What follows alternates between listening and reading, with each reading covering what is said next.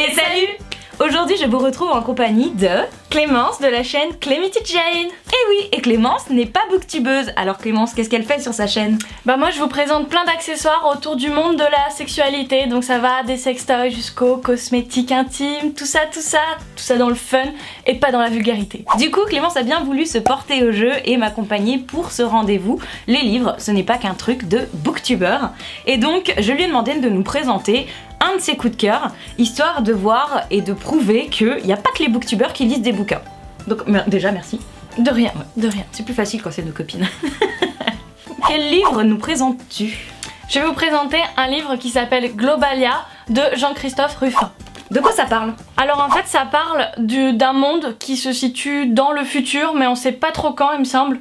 Je l'ai lu il y a longtemps donc ça va être vague, très vague et comme ça va vous donner envie et je veux pas tout vous dire. Ça parle d'un monde assez spécial parce qu'il est extrêmement libertaire mais dans une liberté très contrainte et du coup c'est une sorte de dystopie. On parle d'utopie quand c'est un monde merveilleux et là c'est une dystopie dans le sens où c'est pas super souhaitable pour nous que ça se passe comme ça dans le futur.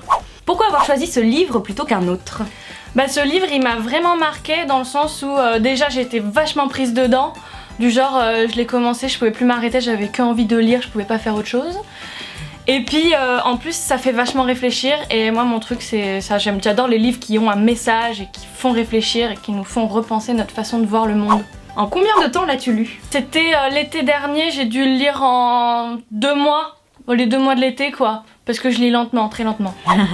Qu'est-ce qui t'a fait kiffer le plus dans l'histoire? C'était aussi les personnages, en plus de la société, de la description de la société, c'était surtout les personnages qui sont vraiment pas caricaturaux et très spécial, très caractérisés. A contrario, est-ce que quelque chose t'a saoulé? Qu'est-ce qui m'a saoulé? Des longueurs Non, jamais. Jamais? Jamais c'était lent, c'était toujours... Il y a beaucoup d'action. Les personnages? Non. Il y a des moments c'était peut-être un peu Non, trop... ça m'a saoulé de pas avoir assez de temps pour le lire à certains moments, c'est tout. Bah finalement, ça doit être un putain de bon livre quand même hein. Que penses-tu des personnages? Bah ils sont géniaux dans le sens où il y a Baïkal et Kate, les deux personnages principaux. Donc en fait Baïkal c'est quelqu'un qui se fait rejeter de la société, qui est contre les idéaux de cette société-là. Et il y a Kate qui est un peu baignée dedans mais qui est en train d'en sortir aussi et qui essaye d'en sortir. Et puis il y a des personnages qui sont carrément en dehors depuis longtemps, qui sont vraiment des marginaux.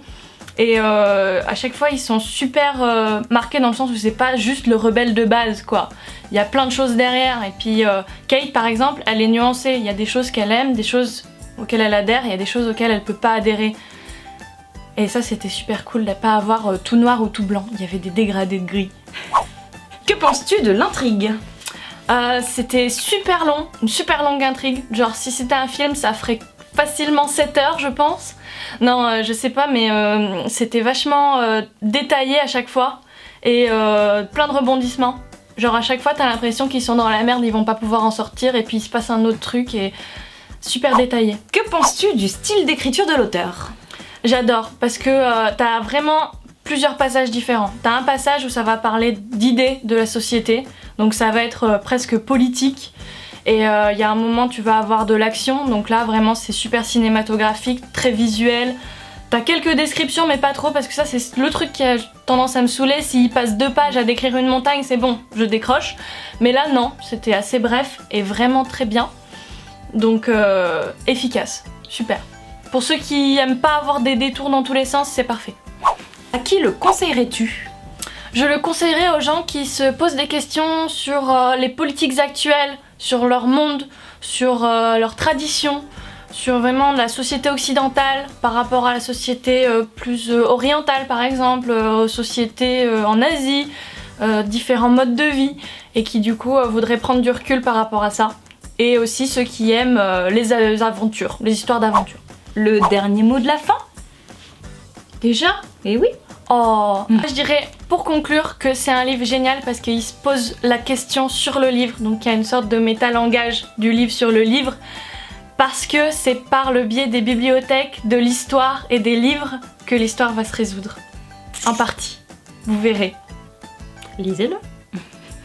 C'est donc déjà tout pour cette vidéo, j'espère qu'elle vous aura plu, j'espère que Clémence aura su vous convaincre et que vous aurez fait une petite découverte avec cette pépite. Globalia donc de Jean-Christophe Ruffin. En tout cas, moi je te remercie parce que t'es plutôt douée, hein. Elle est plutôt pas mal. Merci. Bien sûr, vous trouverez en cliquant sur sa tête, sa chaîne et également en barre d'infos comme d'habitude. Quant à moi, je vous fais de très gros bisous, je vous souhaite d'excellentes lectures et je vous dis à la prochaine. Bye bye. Salut.